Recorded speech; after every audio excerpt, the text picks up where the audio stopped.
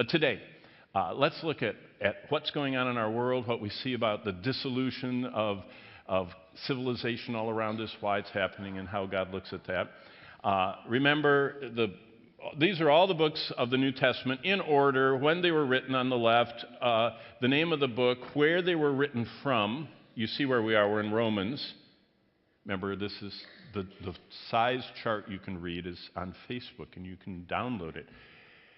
But look at the message of Romans. Living justified is chapter 1 through 11. Sanctified lives. See, salvation has two sides. It's like a two-sided coin. If you find a coin that only has one side, you have a collector's item, but it's not a coin. It's not complete. You have to have both sides. Salvation has two sides, justification and sanctification.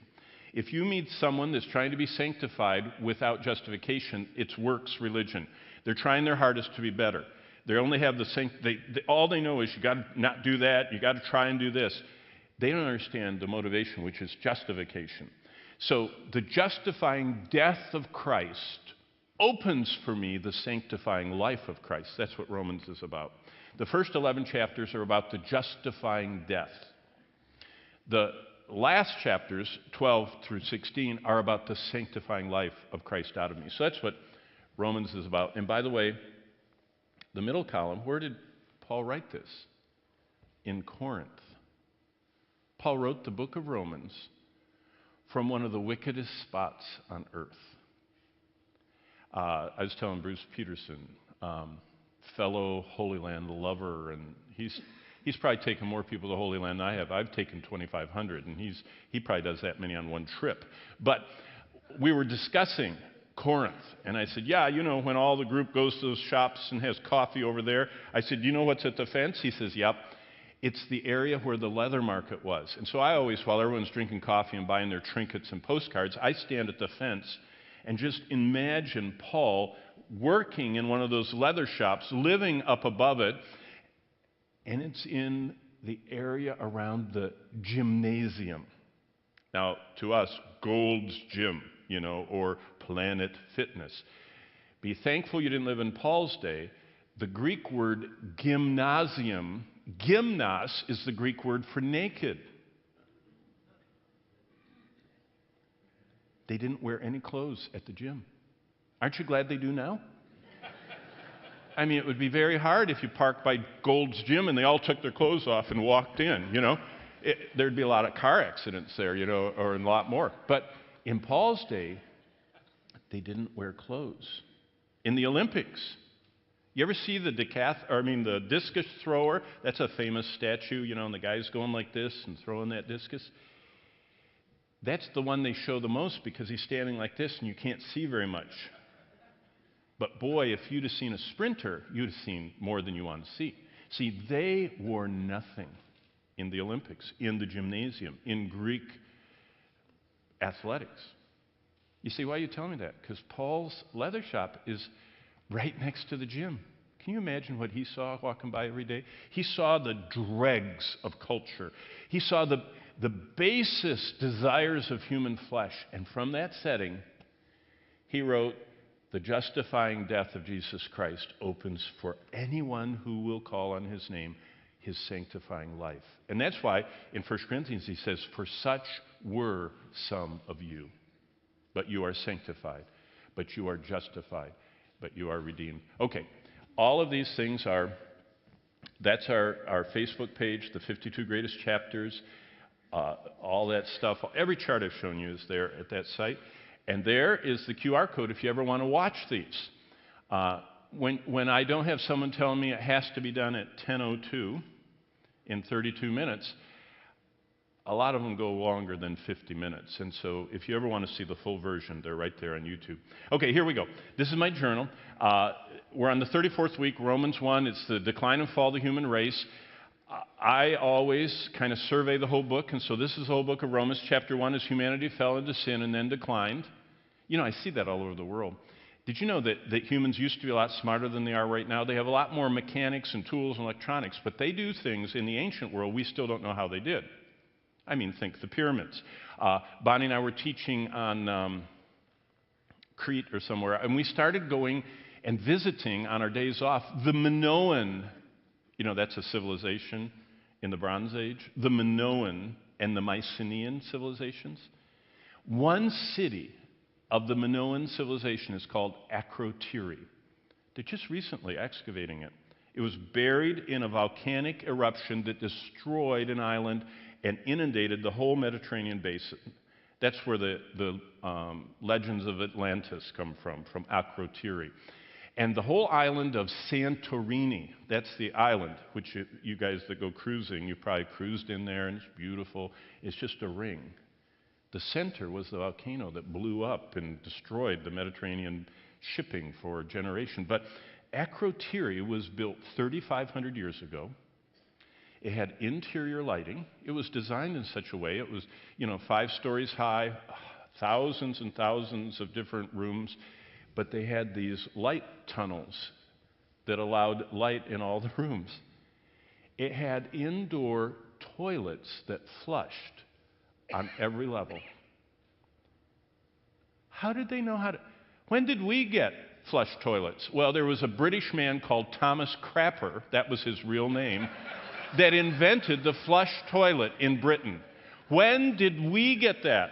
Oh, sometime in the late 18th, early 19th century. They had it 3,500 years ago. The engineering that they have has we don't even know how they moved the stones of Baalbek, 500-ton stones, and they just stacked them and built a temple. 500 metric tons? So we've declined from the knowledge right after the flood. From the knowledge, just think what Adam was like. Chapter 2, God is impartial. Remember, he talks about the Jews, and they got the oracles. We're all sinners, chapter 3. Faith is God's requirement, talks about Abraham. Oh, chapter 5. The byproducts of justification. I wish I could do chapter 5 with you of Romans. Sin is still very powerful. And chapter 7, Paul wrote at the spiritual height of his life. And do you know what he said? Oh, that the things I would do, I don't do, and the things I don't want to do, I do. Most people think there's something wrong with them if they're struggling with sin. No, if you're struggling with sin, there's something right with you. That means it's working.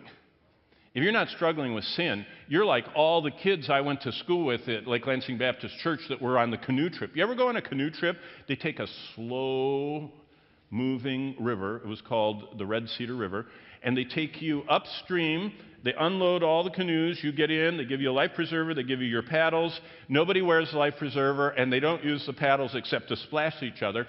And they spend the whole day in a shallow river following these canoes that are going with the current. Splashing each other, ducking each other, getting in the canoe for a while. What they don't realize is the current is gradually taking them to where the trailer is parked, and they're going to pick all those canoes up. And no matter what you do, that canoe will keep going with the current. That's how you were born into this world and me. According to the God of this world, the prince of the power of the air, we walked according to his way. We went with the current toward destruction until our canoe bumped into Jesus. And we were in our canoe splashing, and he grabs us, redeems us, justifies us, and turns our canoe around. And guess what? We spend the rest of our life going against the current, and everybody we meet goes, "You're going the wrong way. Turn around. We're all going that way." And we go, no, I'm going this way. I'm following Jesus. But you never know the strength of sin till you start resisting it. See, sin is the current that everybody's floating with toward destruction. Salvation, sanctification is resisting, saying no. And chapter 7, Paul said, 2 laws are operating within, the law of sin and death and the law of the Spirit of life in Christ. And, oh, wretched man that I am, who will deliver me from this? That's chapter 7. Then we get to chapter 8. In the Spirit of Christ, there's no condemnation. That's how it starts. There is now, therefore, no condemnation to those who are in Christ Jesus, who walk not according to the flesh, but according to the Spirit. There's also no frustration. What's that mean? And we know that our God is actively working all things together for good, verse 28. And there's no separation. What can separate us from the love of God? So, chapter 8 is unbelievable. God's plan is not frustrated by Israel's rejection. He explains that. The gospel is the only source of endless hope. Israel has a future. Then that's the justification part. Now we get to the sanctification part. Because of all that God has done through Christ, we need to present our body back to Him. That's how chapter 12 starts. How do we do that? By living daily for Christ and His church. I mean, when you get up in the morning, you ought to think, how can I live for Christ? How can I serve His church? Chapter 13, we present our body to God by submissiveness to authorities. It's not just Nero, Paul said, be submissive to. It's the Roman government. The Roman government is the government of the Antichrist. Right? Isn't that what Daniel 9 says? The people that crucified Christ are the ones that are to come back in the end and be the global empire against God. It's the revived Roman Empire. Be submissive to authorities and goodness to our neighbors. That's the Christian life. That's how you can survive any culture, anywhere in the world. Chapter 14 is stay in step with the Spirit of grace. All about, the weaker brother and all that. By doing Spirit-prompted ministry in chapter 15. What a chapter. It talks about how you use the Word of God. I taught 2 years, our church in Michigan, on how to have biblical counseling and discipleship, how every one of us should be ministers of the grace of God through using what chapter 15 says, and then by living as fellow saints.